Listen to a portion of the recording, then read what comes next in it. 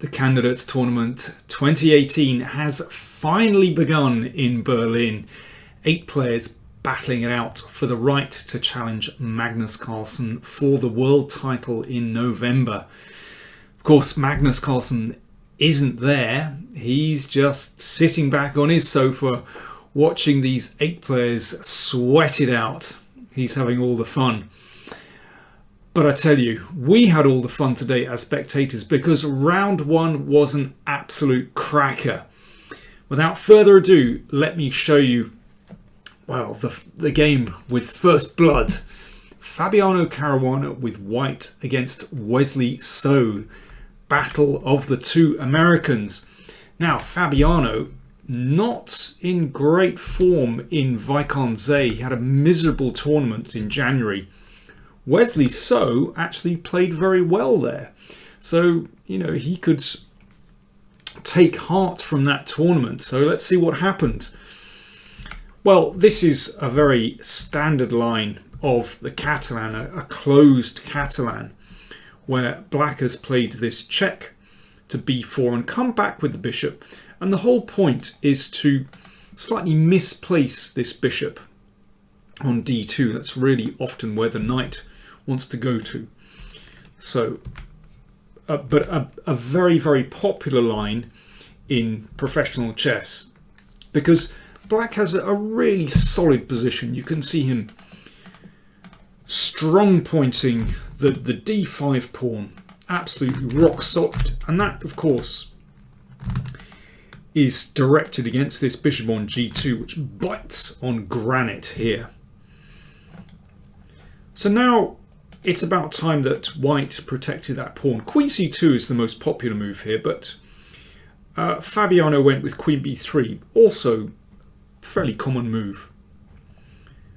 Knight d7, getting the knight out, and now the bishop moves to a better diagonal and possibly prepares knight d2, maybe knight c3. One can just play b6 here. It's a good move. Of course, this bishop, as is so often the case in queen's pawn openings with Black, that's the piece you need to develop properly, and if you can do that, often Black is fine. But Wesley went for a5, and this has been seen before. It's a tricky move. You start to hassle the queen and start to gain play on the queen side. Rook c1 is the most popular move, but Fabiano went for rook d1. Of course, a very sensible move looking opposite Black's queen. There are no really forcing variations at this point, and you've just got to sort of guess, you know, what the best moves are. But rook d1 is obviously very sensible. Knight h5. I mean, one could have pushed with a4, but knight h5 is a decent move just to push this bishop off the diagonal. So the bishop, of course, you want to retain the bishop so it goes back home. And that leaves the d2 square free for the knight. And the knight came back again. It was doing nothing at the side of the board. And knight d2 from Caruana. Now b5. So Wesley really starting to get going on the queen side. If that pawn is captured, then bishop a6 hits the queen. If the queen moves back, then you take this pawn. Now that's a nice trade for Black. It's really liberated his pieces. So after b5, c5 was played by Caruana, and this is the standard move in this kind of position after b5 comes. The c5 pawn really cramps Black's pieces. You can see that the bishop and the knight are really restricted after that move. But Wesley's still trying to get play on the queen side, and also by advancing these pawns, that makes room for the bishop to come out on this nice diagonal. Queen c2, good move from Caruana. So what he's doing is he's starting to prepare this pawn break e4 to gain even more space in the center. a4 from Wesley. So he might be angling for this move b3 to start opening lines. So we've got a very double-edged position. Rook e1, and Fabiano is preparing to break with e4. But before he gets a chance to do that, Wesley breaks himself in the center with e5. And so, I mean, this really explodes the position. Now, really, one needs to take this pawn. Otherwise, black is going to push forward with e4. So knight takes is sensible because that makes room for knight number 2 to reach f3. And in turn, that will free the bishop. So black as a pawn down needs to recapture this pawn. And it's not so simple. I mean, normally I would recapture with the knight in this kind of situation and maybe try to swing round to e6. But here there are problems you can see with that pawn on c6. So the knight attacked, and suddenly there is real pressure from white here. Again, attacking that pawn, and rook c1. It doesn't look very pleasant for black at all. So instead of knight takes, Wesley played bishop takes. But there is a problem with that move. Knight g5, you can see checkmate in one move threatened. g6, but you can see the squares around black's king have been somewhat weakened. And bishop f4, protecting the pawn. Queen b6 from Wesley, hitting the pawn on f2, but now e4. And things are starting to build very dangerously on the king side. Dangerous for black, that is. This looks like a very pleasant initiative. But now Wesley comes on the queen side with b3, trying to open lines, get counterplay. So that was exchanged off.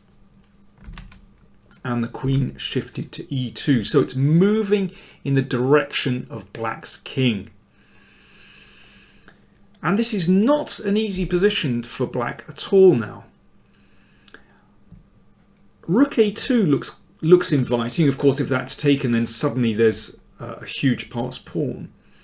But there are a couple of interesting moves. You could just shift to the side with rook b1 just to block out this rook. But you could also just advance straight away with e6 to open up black's king. And this is extremely dangerous. Wesley tried bishop a6. Well, it's about time that bishop got into the game.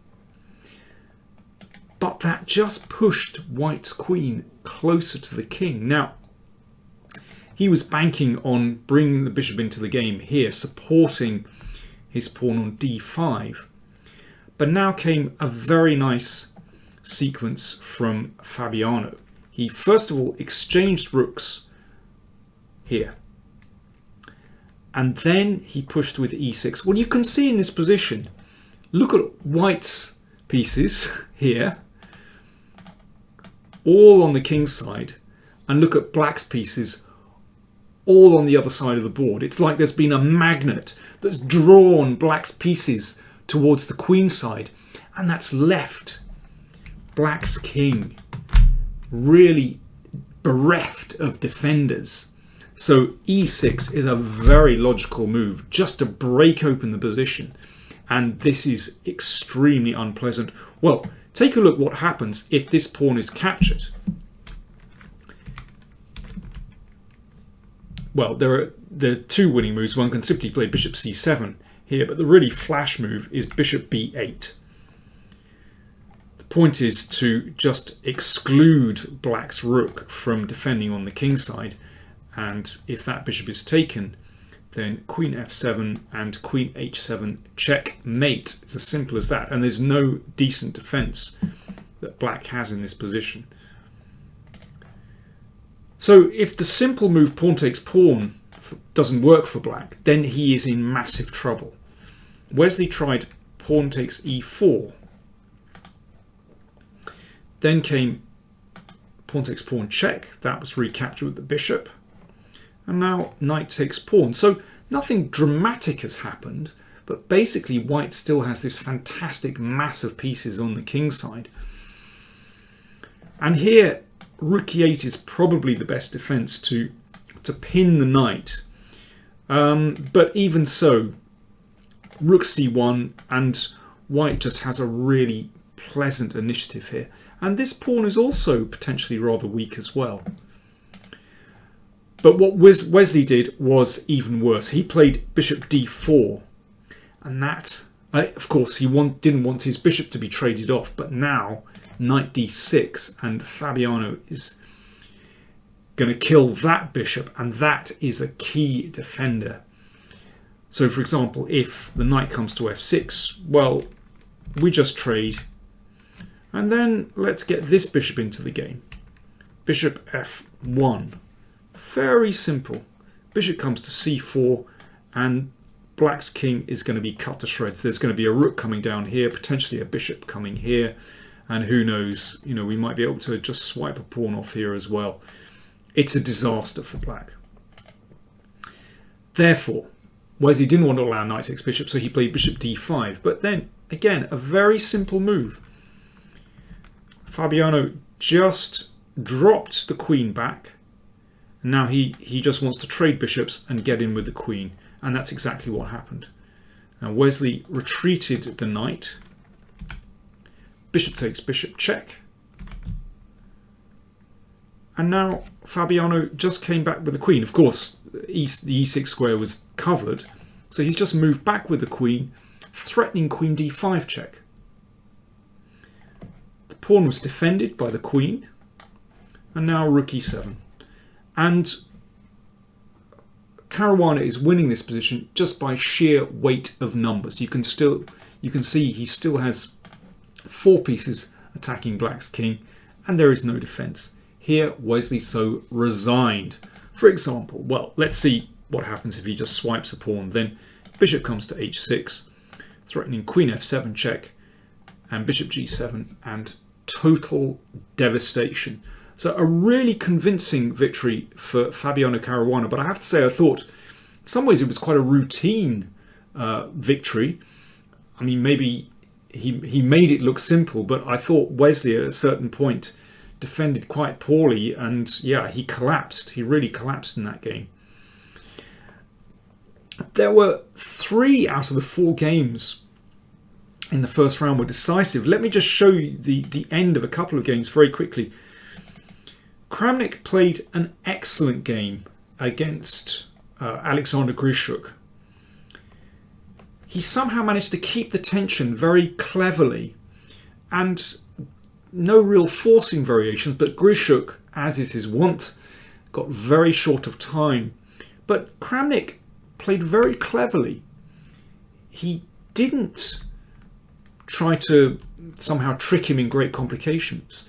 He kept the position very, very simple. He gave up the exchange here, gave back the exchange, and just simplified into an endgame where black may be able to hold this position, but only with great precision.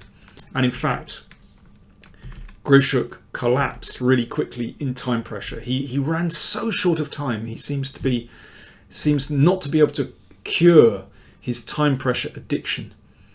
And here, well, knight e6 is necessary.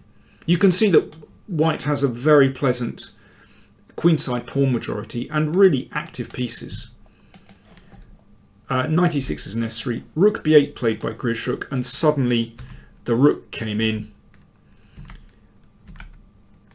and swiped this a pawn. So Grischuk gave it up, but actually this is horrible now. I'll just take you through the final moves. Although Grischuk takes this pawn on the king side, of course this is really irrelevant in the position. It's nice to save that pawn as well. This pawn is going through. White's pieces are just beautifully placed, whereas black's pieces, well, you can see they're spread in different corners of the board. And it didn't take much for Kramnik to win this game. And here, this was the final move, knight d5. What happens? Well, there's no real defense to this. Knight b6, and the pawn goes through. Of course, black can give up a piece for this, but that is a very easy win because Kramnik kept that pawn. Very convincing victory from Kramnik. I think he dealt with Grischuk very well indeed. He played the man, not just the board. The other decisive game was here. Karjakin against Mamedyarov. Now, Karjakin, normally a tremendous defensive player, and I was expecting this game to be agreed drawn very quickly, but Karjakin played inaccurately. You can see even material here, but Karjakin has played inaccurately, and here rook b5 is an excellent move from Mamedyarov. If the rook moves away, then rook g5 wins the queen. Therefore, Karjakin had to trade down into a queen and pawn endgame. But this pawn is extremely dangerous. And little by little, Mamedyarov made progress until, well, here was the final position where Karjakin resigned. You can see the king now supporting the pawn, and Mamedyarov is about to trade queens with a completely winning king and pawn endgame. The one game that was drawn, Levon Aronian against Ding Liren, was an incredible game, but they repeated moves after something like 20 odd moves, 22 moves I think it was. Very exciting game, but it suddenly fizzled out. So after round one, we have three players sharing the lead: Caruana, Kramnikv and Mamedyarov. Just 13 rounds to go.